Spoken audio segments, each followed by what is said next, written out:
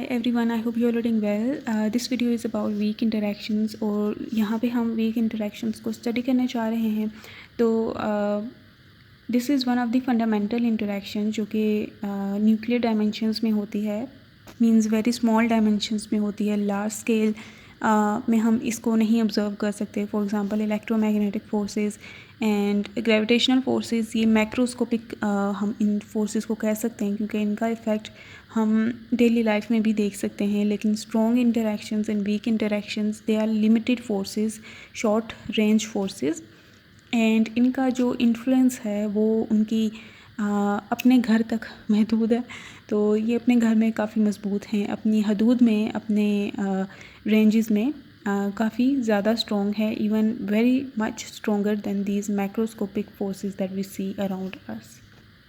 तो इससे पहले हमने स्ट्रॉन्ग इंटरेक्शंस को स्टडी कर लिया है और स्ट्रॉन्ग इंटरेक्शंस पे मैं एक और वीडियो डिटेल में ज़रूर ऐड करूँगी जिसमें हम ज़्यादा डिटेल में उसके बारे में बात करेंगे because strong interaction is very interesting. तो वीक इंटरेक्शन भी बहुत ज़्यादा इंटरेस्टिंग है. ऐसी बहुत सारी चीज़ें हैं जो कि दूसरी फोर्सेस नहीं वैसा पैकुलर बिहेवियर शो करती जैसे ये वीक इंटरेक्शंस शो करती हैं. वीक इंटरेक्शंस ने बहुत सारी एक्सेप्शंस दिखाई हैं और वीक इंटरेक्शंस के केसेस में बहुत सारे नोबेल प्राइजेस भी विन किए गए हैं, बहुत सारी चीज़ें इसके बारे में शो करते हुए. तो सबसे पहले हम वीक इंटरेक्शंस में बात करते हैं कि तमाम पार्टिकल्स जो लेप्टॉन्स हैं, ठीक है, या हेड्रॉन्स हैं, these are the I think ये आता है. तो these are the fundamental particles. These are actually made up of quarks, लेकिन क्वर्क्स में भी तमाम पार्टिकल्स जो हैं दुनिया में जितने भी मौजूद हैं वो वीक इंटरेक्शंस को एक्सपीरियंस करते हैं. ऐसे पार्टिकल होंगे जो कि इलेक्ट्रिकली न्यूट्रल होंगे, हैंस इलेक्ट्रोमैग्नेटिक फोर्सेस उन पे एक्ट नहीं करेंगे. ऐसे पार्टिकल्स भी आपको मिलेंगे जिनमें कलर चार्ज नहीं है एंड स्ट्रॉन्ग फोर्स को वो एक्सपीरियंस नहीं करेंगे. लेकिन कोई ऐसा पार्टिकल नहीं है जो कि वीक इंटरेक्शन को फेस ना करे. तो लेप्टॉन्स और हेड्रॉन्स या क्वर्क्स बेसिकली तमाम चीज़ें जो क्वर्क्स और लेप्टॉन से मिलकर बनी हैं वो तमाम की तमाम वीक इंटरेक्शंस को फेस करती हैं, मींस वीक फोर्सेस उन पे एग्जर्ट होती हैं और इन सब में वीक चार्ज इन सब पे मौजूद होता है. नाउ जिस तरह से हमने स्ट्रॉन्ग इंटरेक्शंस के लिए देखा कि ग्लूऑन्स मेडिएटिंग पार्टिकल्स हैं, इसी तरह इलेक्ट्रोमैग्नेटिक फोर्सेस के लिए वर्चुअल फोटोन्स जो हैं वो मेडिएटिंग पार्टिकल्स हैं. तो वीक इंटरेक्शंस में मेडिएटिंग पार्टिकल्स क्या हैं? These are WZ bosons. WZ boson जिसमें Z is the neutral one and W1 comes in 2 charges, एक प्लस चार्ज में और एक नेगेटिव चार्ज में, और दोनों के मैसेज काफ़ी ज़्यादा होते हैं. These are very massive particles. Gluons जो हैं वो मैसलेस होते हैं, फोटोन्स भी मैसलेस होते हैं और ये वो मेडिएटिंग पार्टिकल्स हैं जिनका मैस काफ़ी ज़्यादा होता है. It is about 80.5 giga electron volt per C square and this is 91 point something giga electron volt per C square according to standard model of particle physics या एलिमेंट्री पार्टिकल्स. ठीक है, तो these are very massive particles. और after that, other than that, Higgs boson एक ऐसा particle है which is even heavier than that, लेकिन सिर्फ फोर्सेस की हदों तक रहें. तो these are the most massive mediating particles. Even mesons are mega electron volt per C square की रेंज में वो उनका मैस आता है 140 तक. Mega electron volt, this is giga 10⁻⁹ and this is 10⁻⁶. क्योंकि ये बहुत मैसिव पार्टिकल्स हैं, मेडिएटिंग पार्टिकल्स हैं, दैट इज़ वाई इनकी जो रेंज है वो काफ़ी कम होती है and it is of order 10⁻⁻18 metre. Okay, ये इनकी तकरीबन रेंज होती है जिसमें ये स्ट्रॉन्गेस्ट होता है, वीक फोर्स होती है, और इससे बाद जो है इसकी रेंज एक्सपोनेंशियली डिक्रीज़ होती है. और नॉर्मली जो फिगर यूज़ किया जाता है वो 10⁻16 मीटर से 10⁻18 मीटर तक का यूज़ किया जाता है. और टिपिकल जो मेंशन की जाती है वो ये है, तो या इनका एवरेज. क्योंकि अगर हमें रेंज का फॉर्मूला याद हो जो कि अनसर्टेनिटी प्रिंसिपल के थ्रू हमने मेडिएटिंग पार्टिकल्स के लिए फाइंड आउट किया था, तो हम जल्दी से उसको यहाँ पे लिख सकते हैं. डेल्टा टी की जगह हम लिख सकते हैं C = R/T and delta t will be equals to R/C.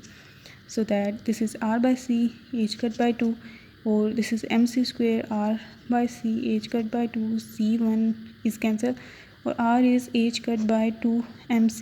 So it is inversely proportional to the mass of the particle.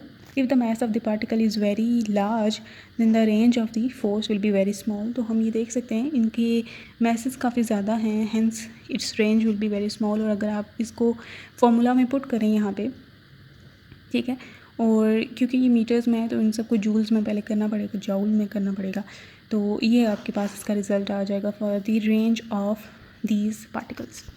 और having an idea about the range we can find out the lifetime. ठीक है, lifetime हम देख सकते हैं delta T equals R by C है. तो अगर हम इसमें -8 भी पुट कर दें, मीन्स अगर आप इसमें r डिवाइड बाई सी करें तो इट विल बी रफली 10⁻26 सेकेंड्स, या इससे 1 या 2 फ्रैक्शन कम हो जाएगी क्योंकि डिवाइडेड बाई 3 भी है. तो ये तकरीबन इसका रिज़ल्ट बनता है. इनकी लाइफ टाइम इन पार्टिकल्स की बहुत ज़्यादा कम होती है और इनकी ये बहुत ही अनस्टेबल होते हैं और ये बहुत ही जल्दी डिके कर जाते हैं. और इनकी लाइफ टाइम हमने यहाँ पे देखा 10⁻25 सेकेंड है. तो यहाँ पे हमने देख लिया कि वीक इंटरेक्शंस कौन कौन से पार्टिकल फेस करते हैं और इसके मेडिएटिंग पार्टिकल्स के नेम्स क्या हैं. WZ बोजॉन्स हम इन्हें कहते हैं. Both of them are bosons. Bosons means इनकी इंटीजर स्पिन होती है एंड इट इज़ एग्जैक्टली 1. ठीक है, 1 स्पिन होती है इनकी. और इस पर इलेक्ट्रिकल चार्ज नहीं, ज़ीरो होता है, मतलब कोई इलेक्ट्रिकल चार्ज नहीं है. This is neutral electrically. Electromagnetic interaction मतलब फेस नहीं करता in that sense. And W+- this is charged boson mediating particle for weak interactions, जिस पे या वो प्लस वाला हो सकता है या वो माइनस वाला हो सकता है डिपेंडिंग अपॉन के इंटरेक्शन कैसी हो रही है. और both of them have spin off 1 unit.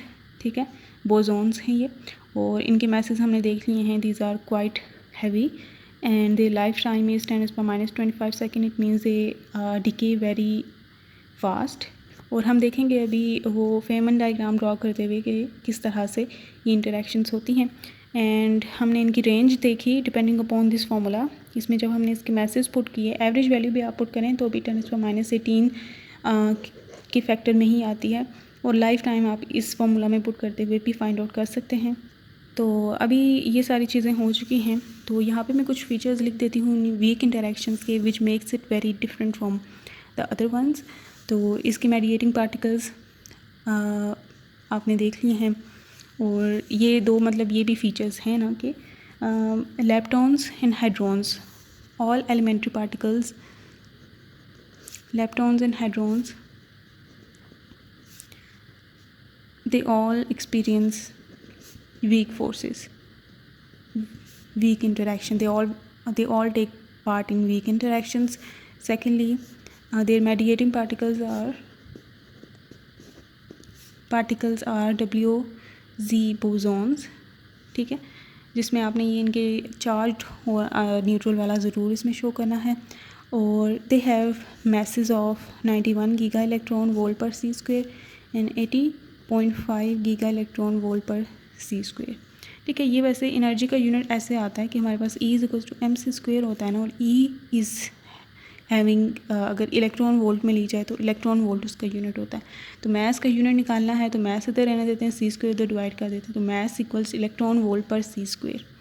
तो इस तरह से ये यूनिट यहाँ पे हम इसे इक्वलेंटली यूज़ करते हैं kgs की जगह, क्योंकि ये एनर्जीज़ की वैल्यू जब मैसेज जब बहुत कम हो, मतलब एटॉमिक लेवल्स में हो, तो उन्हें अगर इस तरह से एक्सप्रेस किया जाए तो वो काफ़ी हैंडी हो जाते हैं.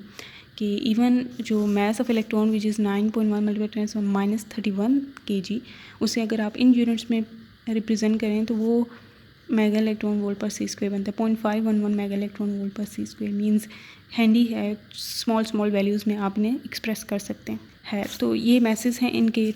And their range of nuclear weak interaction is of order 10⁻18 to 10⁻16 कह सकते हैं. and the lifetime is 10⁻24 second to 10⁻25 seconds.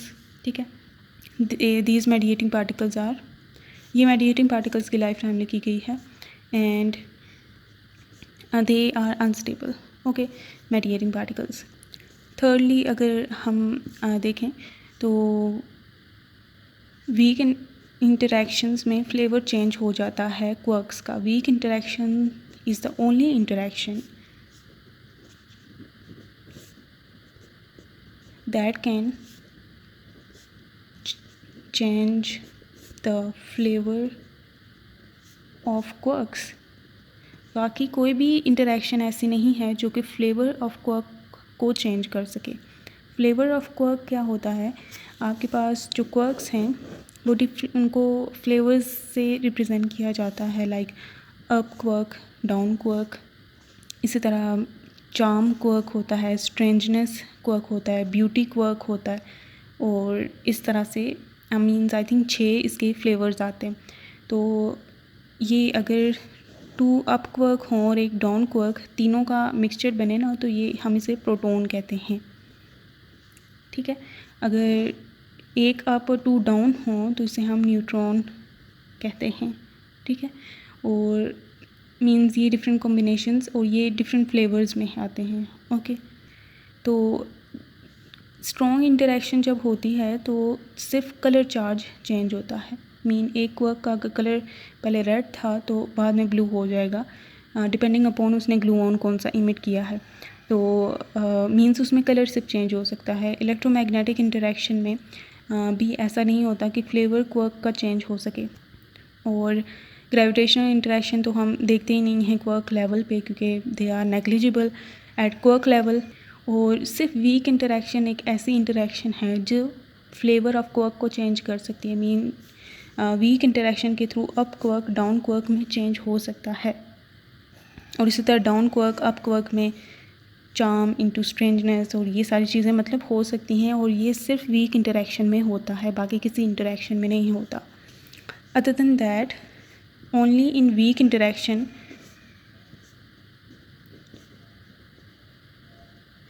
parity, symmetry and CP symmetry is broken. बाकी तमाम जो भी इंटरेक्शंस हैं उनमें ये सिमेट्रीज़ मेंटेन रहती हैं, कंजर्व रहती हैं, लेकिन से वीक इंटरेक्शन में पैरिटी सिमेट्री और सीपी सिमेट्री ब्रोकन डाउन हो जाती है. इस चीज़ का कंसेप्ट हम लेते हैं, लेकिन इससे पहले हम बात करते हैं जो पॉसिबल इंटरेक्शंस होती हैं. मींस जो बीटा डिकेज़ की जो इक्वेशन है ना उसको लिखते हैं और फिर मैं इस चीज़ को समझाती हूँ. तो बीटा डिकेज़ की इक्वेशन को लिखते हैं. सबसे पहले ये लिखते हैं जिसमें न्यूट्रॉन प्रोटॉन में चेंज हो जाए. फ्लेवर चेंज हो रहा है ना, ठीक है, ये अभी हम फ्लेवर वाले फॉर्म में भी लिखते हैं. तो न्यूट्रॉन अगर प्रोटॉन में चेंज हो जाए तो चार्ज कंजर्वेशन को हमने जहन में रखना है. और चार्ज कंजर्वेशन के अलावा बैरियन नंबर कंजर्व रहना चाहिए, और उसके साथ साथ लेप्टॉन नंबर भी कंजर्व रहना चाहिए, स्पिन भी और इलेक्ट्रिक चार्ज भी. ठीक है, तो ये सारे हम कंजर्व करेंगे और इनकी कंजर्वेशन के बेस में अभी हमें पता चल जाएगा कि इक्वेशन कैसे लिखनी है. क्योंकि मोस्टली हम कंफ्यूज हो जाते हैं कि किस में इलेक्ट्रॉन आता था, किस में न्यूट्रिनो आता था, किस में एंटी न्यूट्रिनो आता था. तो इसकी बेस में आप बहुत इजीली इक्वेशन को लिख सकेंगे. ये 4 आपने कंजर्वेशन प्रिंसिपल को माइंड में रखना है इक्वेशन को लिखते हुए. तो यहाँ पे 0 चार्ज और यहाँ पे आ जाएगा चार्ज 1. ओके, प्रोटॉन पे चार्ज 1 होता है. न्यूट्रॉन प्रोटॉन में चेंज हो रहा है, और इसके साथ साथ चार्ज कंजर्वेशन के लिए इंपॉर्टेंट है. यहाँ पे 0 चार्ज है ना, तो यहाँ पे 1 चार्ज है, तो यहाँ पे -1 इलेक्ट्रॉन ही इमिट होता है ना. बीटा डिके है तो इलेक्ट्रॉन या पॉजिट्रॉन इमिट होगा. तो यहाँ पे इलेक्ट्रॉन इमिट हो गया या positron, that is govern by कि यहाँ पे प्रोटॉन है, इस पे 1 चार्ज है और इधर 0 चार्ज है. तो टोटल 1 को 0 बनाने के लिए उसे -1 से प्लस करना होगा ना. इस साइड पे टोटल चार्ज करें तो ये 1 -1 करेंगे, दैट इज़ 0. तो यहाँ पे 0 चार्ज इलेक्ट्रिकल हो गया यहाँ पे भी, तो चार्ज कंजर्व हो गया. तो इसके अलावा यहाँ पे ये तो ठीक हो गया, इलेक्ट्रिक चार्ज कंजर्व हो गया. फिर आता है Baryon number. Baryon numbers 3 quirk से जो बने हों, तो यहाँ पे हम देख सकते हैं एक बैरियन इधर है, एक बैरियन इधर है. तो baryon number has been conserved in this process. इसके अलावा आता है लेप्टॉन नंबर. लेप्टॉन नंबर, हमें लेप्टॉन्स पता है कि ये 2 लेप्टॉन्स नहीं हैं, तो यहाँ पे लेप्टॉन इस प्रोसेस में यहाँ पे इधर इस साइड पे 0 है, जबकि यहाँ पे एक लेप्टॉन है इलेक्ट्रॉन जिसको हम 1 नंबर देते हैं. जो एंटी पार्टिकल्स होते हैं ना उनको अगर वो बैरियन भी हो या फिर लेप्टॉन्स में भी एंटी पार्टिकल हो तो उनके नंबर को हम -1 से रिप्रेजेंट करते हैं। तो यहाँ पे 1 आ रहा है तो इसको कंजर्व करने के लिए लेप्टॉन नंबर को यहाँ पे कोई एंटी लेप्टॉन होना चाहिए सच दैट उसका लेप्टॉन नंबर -1 होगा जो कि इसके लेप्टॉन नंबर से ऐड हो गए टोटल लेप्टॉन नंबर इस साइड पे भी 0 दे देगा। तो यहाँ पे फिर एंटी न्यूट्रिनो आएगा और इलेक्ट्रॉन का एंटी न्यूट्रिनो होगा। वो तमाम जो लेप्टॉन्स हैं ना उनकी अपने अपने न्यूट्रिनोज होते हैं।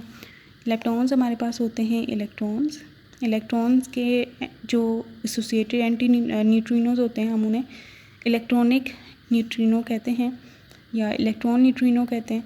तो ये न्यूट्रिनो है और ये इसका एंटी न्यूट्रिनो। इसी तरह हमारे पास मियोन्स हैं। मियोन्स के भी अपने न्यूट्रिनोज होते हैं जिन्हें हम मियोन के एंटी न्यूट्रिनो कहते हैं दोनों पेयर्स में। और इसी तरह टाओ हमारे पास लेप्टॉन्स होते हैं जिनके अपने न्यूट्रिनोज होते हैं। ठीक है, इन सब के अपने अपने न्यूट्रिनोज होते हैं और neutrinos are stable particles and they are nearly massless particles. Means completely massless नहीं होते लेकिन इनका मैस नेग्लिजिबल होता है। And they are stable, they do not further decay. और इलेक्ट्रॉन्स भी स्टेबल होते हैं लेकिन मियोन्स और टाओ ये दोनों अनस्टेबल होते हैं। They decay and they have their own decay times. Means के लाइफ टाइम जैसे होती है कि इसकी 10⁻⁻⁶ तक होगी और इसकी 10⁻⁻23 सेकंड्स तक होगी। Means they are very unstable. और इलेक्ट्रॉन स्टेबल हैं, दे डू नॉट डिके। और इसी तरह न्यूट्रिनो सारे जो हैं वो भी स्टेबल होते हैं। तो जो स्टैंडर्ड मॉडल में आप लेप्टॉन्स का सेक्शन देखते हैं ना उसमें इलेक्ट्रॉन्स होते हैं, मियोन्स होते हैं, टाउ होते हैं और इनके न्यूट्रिनोज होते हैं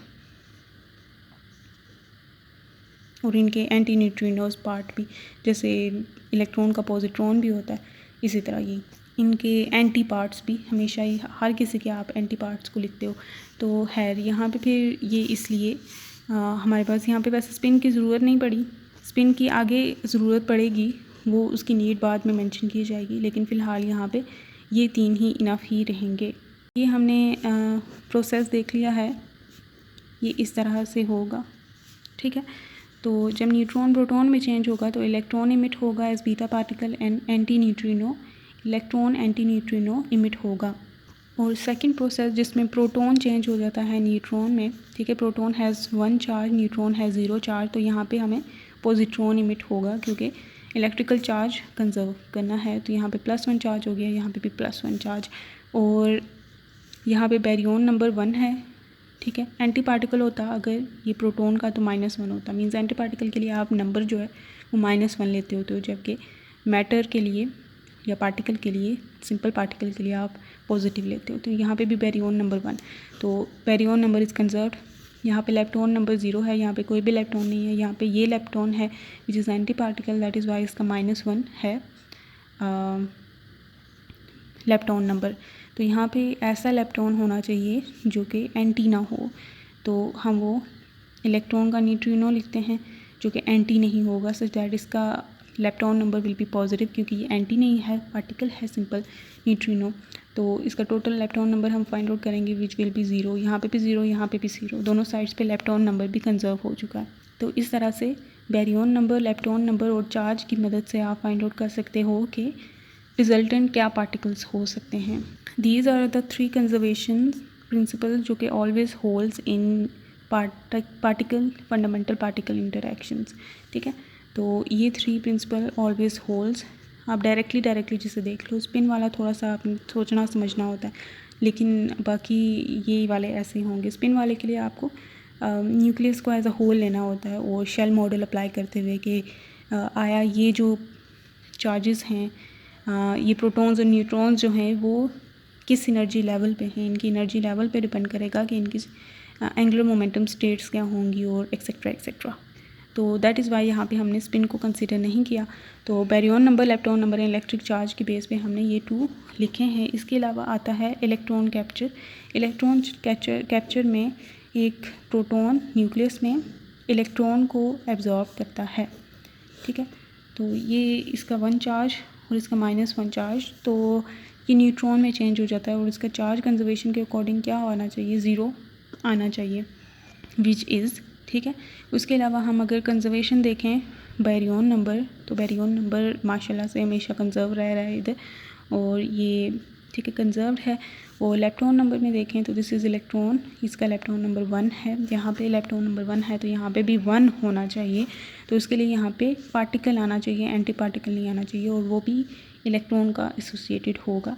एंड इसका इलेक्ट्रॉन नंबर भी 1 होगा, तो दोनों तरफ 1 1 इलेक्ट्रॉन नंबर हो गए। तो इलेक्ट्रॉन कैप्चर का जो प्रोसेस है उसमें हमारे पास जो इमिट होता है वो न्यूट्रॉन होता है एंड न्यूट्रिनो होता है। ओके, इस प्रोसेस को हम ऐसे यहाँ से भी अगर देखें ना तो रिप्रोड्यूस कर सकते हैं। जैसे इस एंटी न्यूट्रिनो को अगर हम इस साइड पे ले जाएं तो ये न्यूट्रिनो बन जाएगा। तो neutron plus neutrino, neutron plus neutrino equals proton plus electron, means ये भी एक वे है इसको देखने का। जैसे अगर यहाँ से मैं इसको इधर ले जाऊँ प्रोटॉन की साइड पे, तो प्रोटॉन प्लस ये न्यूट्रिनो है यहाँ पे एंटी न्यूट्रिनो हो जाएगा। और ठीक है, this process is also possible कि प्रोटॉन एंटी न्यूट्रिनो को एब्जॉर्ब करे, वो न्यूट्रॉन और पॉजिट्रॉन में चेंज हो जाए। तो ये प्रोसेसेस होते रहते हैं कॉस्मिक रेज में कह सकते हैं, या फिर जो लार्ज हाइड्रोन कलाइडर्स होते हैं उनमें भी पॉसिबल होते हैं। एक साइड ऑफ इक्वेशन में अगर वो पार्टिकल है तो दूसरी साइड ऑफ इक्वेशन में जब उसे लेके जाएंगे तो वो एंटी बन जाएगा उसका।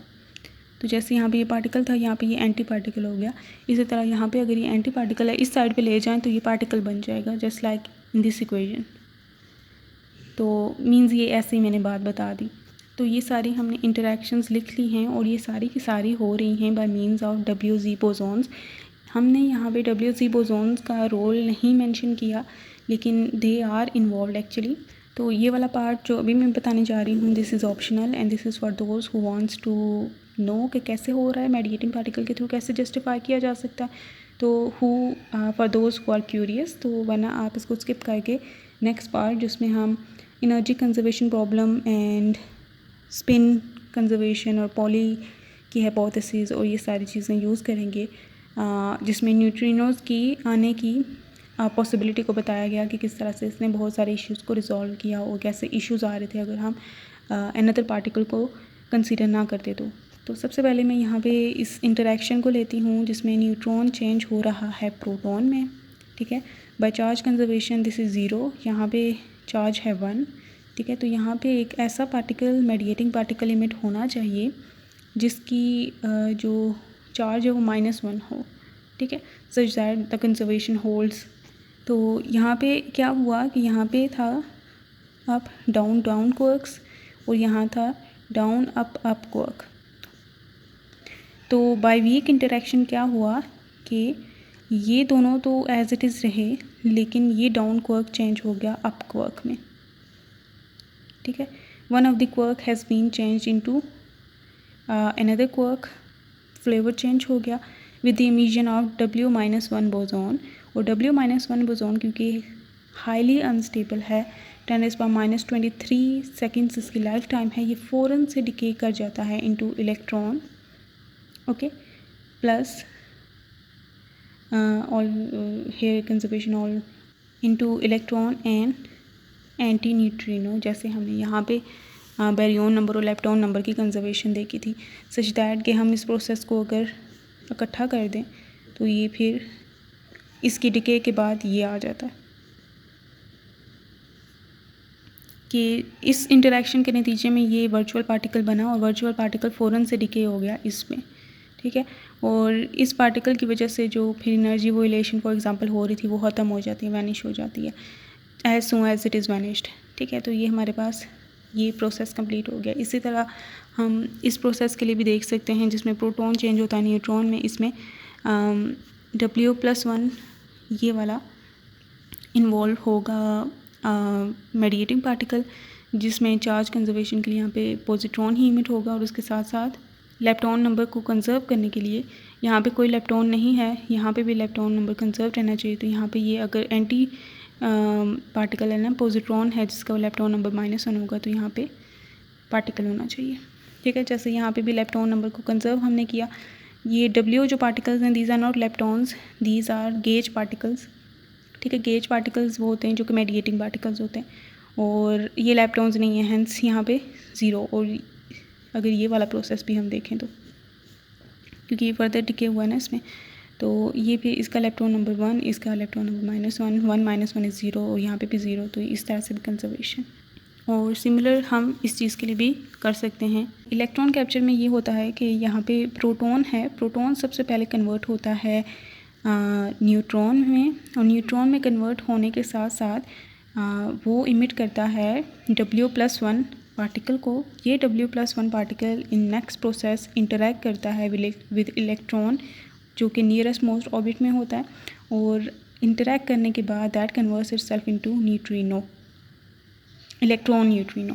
और इन सब में हम देख सकते हैं कि यहाँ पे बैरियन नंबर 1 है, यहाँ पे भी 1, और दिस इज़ बोजोन, और बोजोन नंबर कंजर्व नहीं होते, तो वो इशू नहीं है।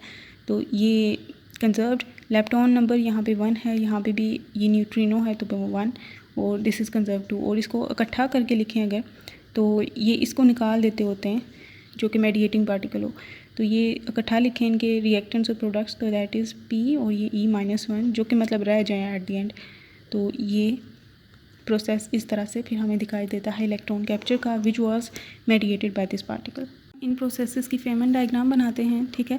प्रोटॉन चेंजेस इनटू न्यूट्रॉन, ठीक है, और there should be positron to conserve the charge, and there should be neutrino not anti. तो यहाँ पे आपने ये जहन में रखना है जब भी फेमन डायग्राम बनानी है कि जो पार्टिकल होते हैं उनके लिए हम एरो इस तरह का ड्रॉ करते हैं, ठीक है, जो कि आउटवर्ड जा रहा होता है, जबकि एंटी पार्टिकल के लिए हम इनवर्ड का एरो शो करते हैं, यूज़ करते हैं टू शो इट। तो सबसे पहले हमारे पास एक प्रोटॉन था, ठीक है, इस साइड पे, this is the complete process, ठीक है, जबकि ये पहले W1 में चेंज हुआ था, ठीक है, जो कि इसमें फर्दर डिके हुआ, तो ये हम ऐसे शो करेंगे। तो प्रोटॉन पार्टिकल है, इसके लिए आउटवर्ड का एरो, और ये चेंज हो गया into neutrons, neutrons let's say इधर चला गया, ठीक है, और इसके साथ साथ एक mediating particle which is W+1 boson वो इमिट हुआ, which is because highly unstable, तो वो फर्दर डिके हो गया बहुत ही जल्दी इन 10⁻24 सेकेंड के अंदर या इससे भी कम टाइम में इनटू ये न्यूट्रिनो हो गया, ठीक है, और एरो इनवर्ड वाला जो होगा उसमें हम शो कर देंगे पॉजिट्रॉन को, ठीक है। इन दोनों में ये मतलब डिके हो गया। तो this is the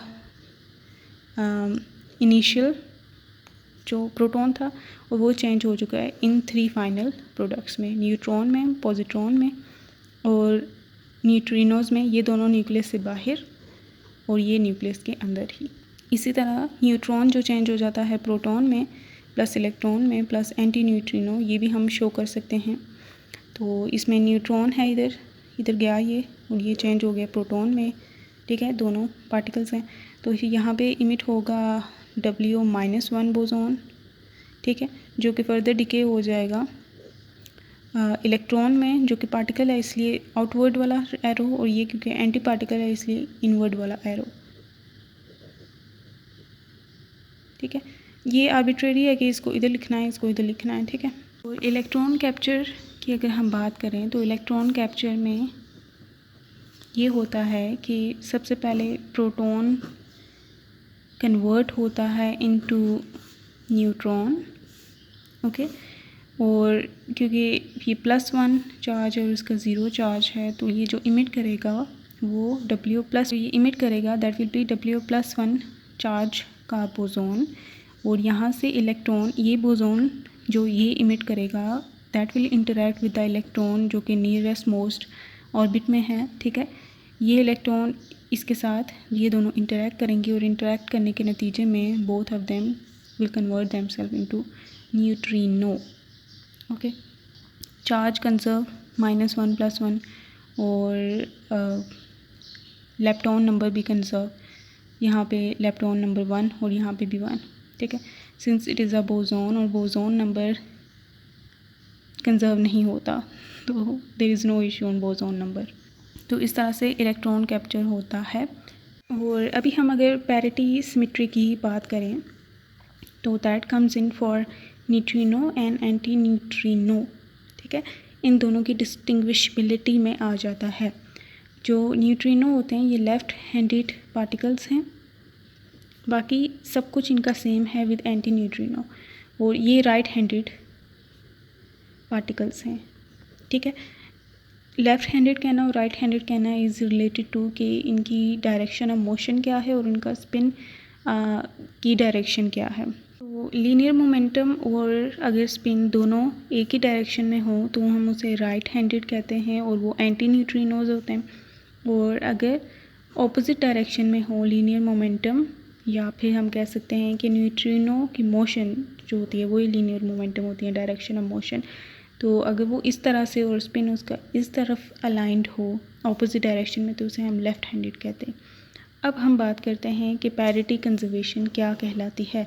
parity conservation होती है कि अगर आप एक ऐसी जगह पे मौजूद हो, आपने एक मिरर यहाँ पे है, ठीक है, और एक रियलिटी है, तो जो रियलिटी है जब वो मिरर पे दिखती है तो सब कुछ बिल्कुल सेम होता है, एक्सेप्ट ये कि जो राइट हैंडेड यहाँ पे होता है वो वहाँ पे मिरर पे लेफ़्ट हैंडेड नज़र आता है। मींस बस राइट हैंडेडनेस चेंज हो जाती है लेफ़्ट हैंडेडनेस में, बाकी सब कुछ बिल्कुल सेम रहता है।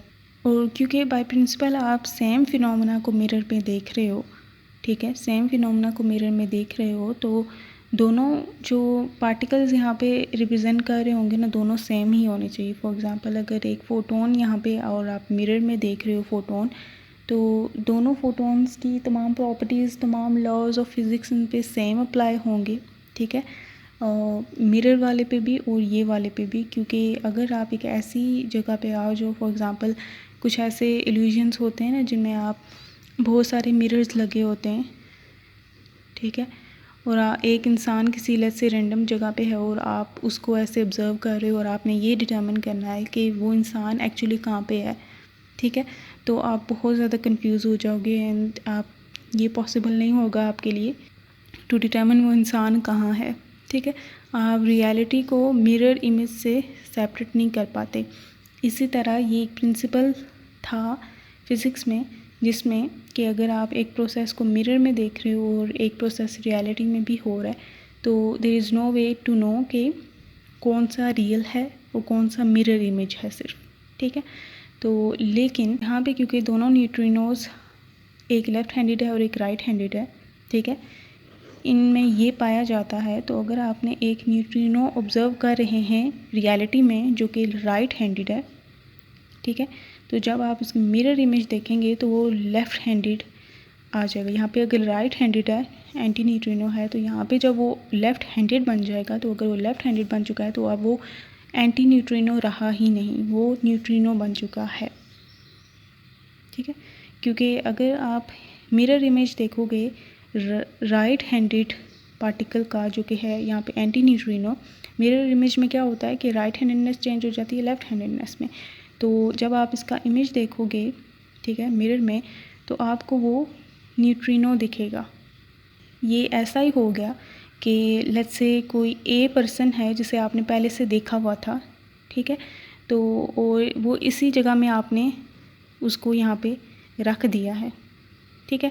तो आपने डिटर्मिन करना है कि कौन सा वाला इमेज रियलिटी वाला है। तो आपको पता है कि ए पर्सन को आपने देखा हुआ है, ठीक है।